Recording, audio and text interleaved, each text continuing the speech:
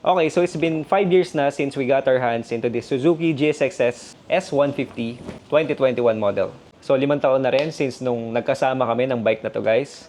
And some of those years ay na-share ko sa inyo since when I started vlogging, most of my content is about this bike, no? Unfortunately, I phase out na siya. Hindi na siya sinasama ni Suzuki Philippines sa kanilang lineup dito sa Pilipinas. However, sa ibang bansa ay may mga brand new pa nito, mga ABS models. So it's a phase-out bike and it's a 5-year-old na motor. Kamusta nga ba siya this 2026? Let's find out.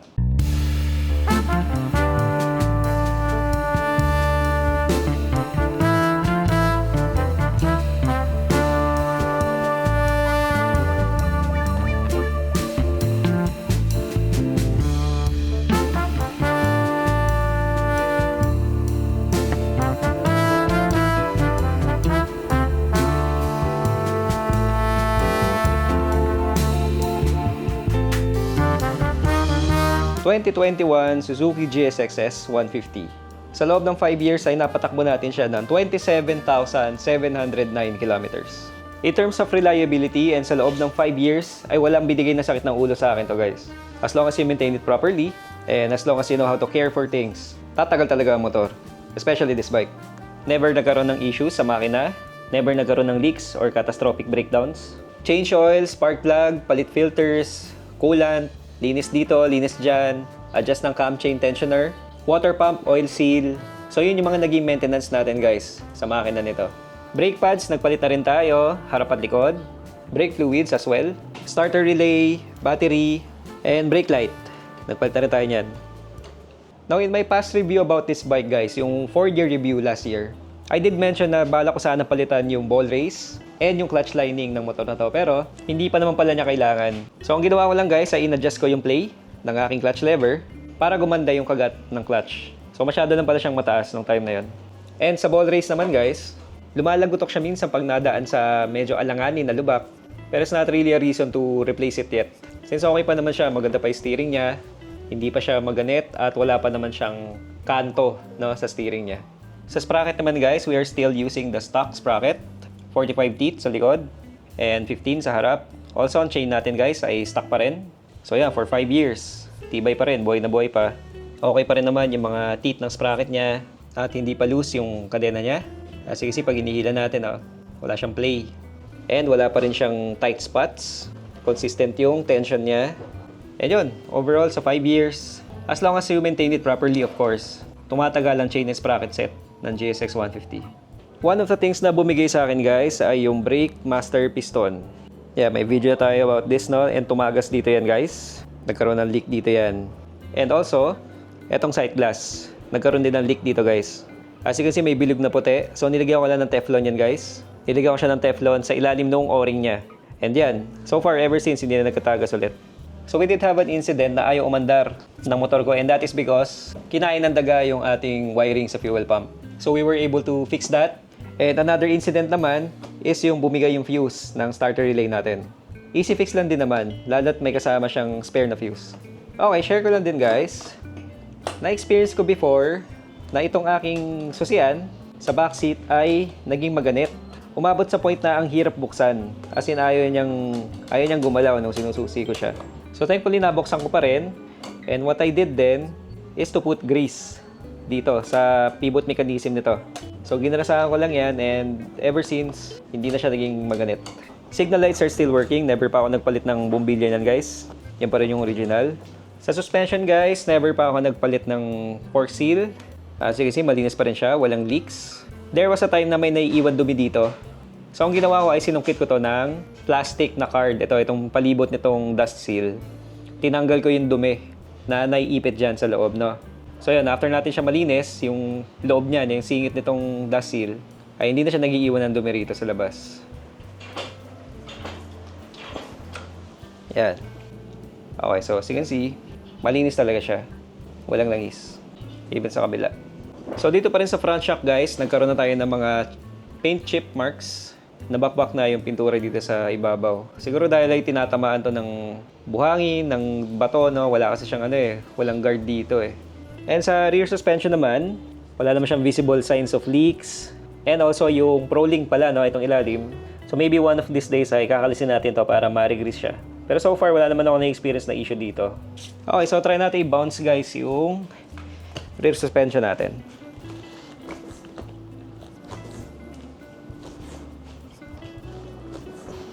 So far, naririnig ko is yung tunog ng monoshock. Yeah, pero maganda naman yung play niya. Hindi siya bouncy. Tama lang yung rebound niya kung ano pa rin siya nung dati. Same lang. Yun. So I would say na okay pa ang ating rear suspension. For the brake calipers guys, we did some maintenance on this. Nililinis natin siya. Part of our PMS din, no? To make sure of course na hindi siya magiging maganit. Yan. At freewheeling pa ang ating gulong. Same sa harap. Ang rotor disc natin guys, makapal pa. Wala pang hukay yung disc. Hindi siya due for replacement. And same din sa likod. Check natin. Yan, halos pantay pa nga dito sa dinadaanan ng pad.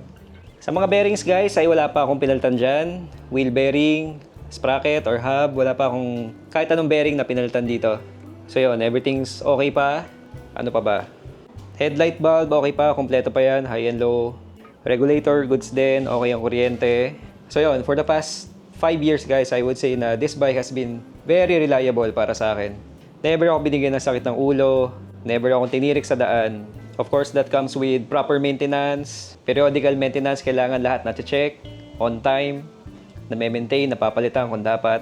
And yun, so this bike has served me well guys. Okay, so for the mods naman guys, share ko na rin sa inyo kung ano yung mga piyesa or mga modifications na ginawa ko na dito. No? First is the side mirror. MHR side mirror siya. Handle grips, high IDES. Rizoma na bar ends. RCB na brake lever cover, ba tawag mo rito? Gauge cover. So pang RFI to guys, pasok siya dito sa GSX. Ayan, clear lang siya. Ito yung switch ng map selector tsaka quick shifter. Doon to sa SARP ECU natin guys. SGP, tank pad. Yan, so na-share ko na rin yung iba rito no, sa previous video. Pakita ko na lang ulit. SGP radiator guard, pan GSX talaga yan guys. Ayan, logo siya ng GSX. And sa goma, Pirelli, Diablo Rosso Sport. 9080 itong harapan. Sa likod ay 130 by 70. So, 2 years old na rin tong 2 years old. Ay, hindi, more than 2 years old na rin tong goma na to guys. At makapal-kapal pa naman. Yan, check natin yung groove. Eto, malalim pa naman siya. Although itong rear wheel ko, kawawa to. Ang daming pahasak nito guys. Patak stand spool. Yan, color black. May logo ng GSX S. Yan. Since nagtanggal na ako guys ng center stand, as you can see, inalis ko na siya. And also, kickstart cover. Since nagtanggal na rin ako ng kickstarter. B-Max muffler, 51mm full system.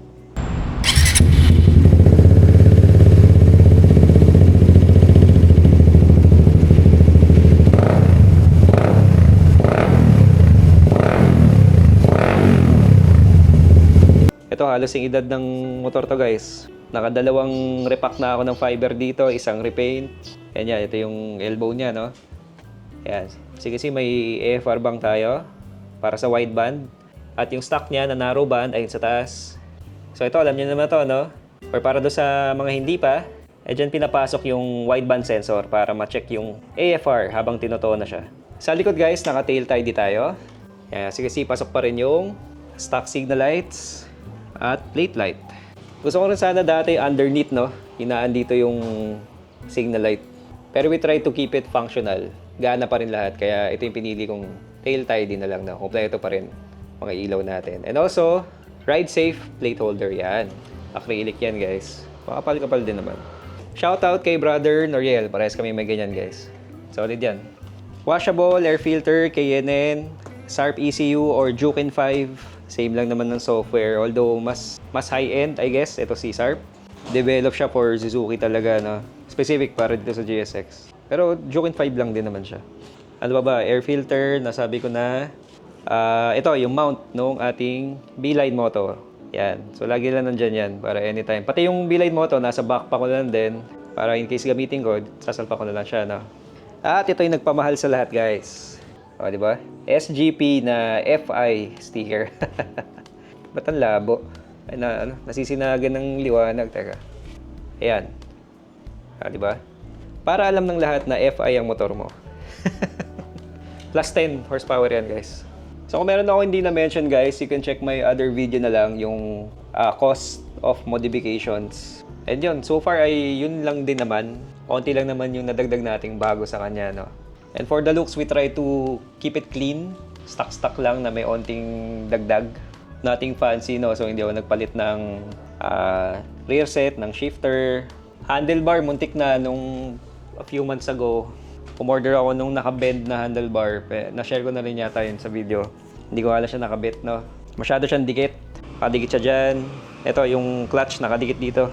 Sa gauge, pati itong brake master natin. Inatras ko na lang ng onti yung handlebar para medyo mas mababa siya at mas malapit sa akin.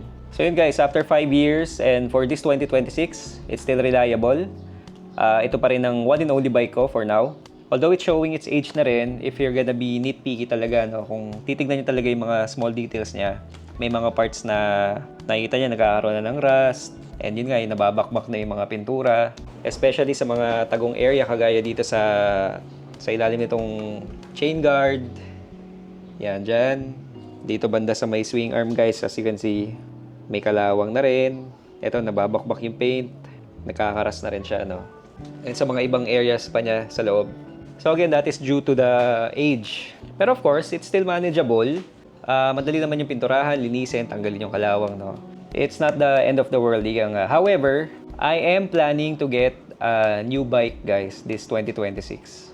Hopefully, sometime this year, makakuha tayo ng bagong motor, makapag-upgrade na into a higher CC bike.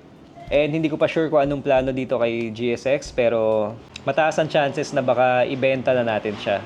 As much as I want to maintain 2 bikes, ay baka hindi kayanin or baka kapusin. So yun, pero plano-plano pa lang naman yon. Ito pa rin ang kasama natin sa mga biyahe natin, sa lahat ng adventures natin. Eh kagaya na sinabi ko last year sa 4 years review, confident pa rin ako guys na this bike will still be reliable for us this 2026. So para sa lahat ng sumusubaybay sa akin, especially yung mga naka-GSX kagaya ko, maraming salamat guys for supporting me. It's really nice din na nagkakilala tayo, no? Nagkaroon tayo ng samahan, ng friendship. And regardless naman kung anong mga bikes natin, ay tayo pa rin naman magkakasama, di ba? So yun guys, 2021 GSX S150. Still reliable and performance-wise, ganda pa din. Ganda pa manakbo. Sayang talaga inalis nila sa Pinas to, kaya Suzuki Philippines, baka naman. Baka pwede nyo ibalik. Balik nyo yung GSX-R, hindi na ako big bike. Kuha na lang akong brand new. So that's all guys. Thank you and God bless. Bye-bye.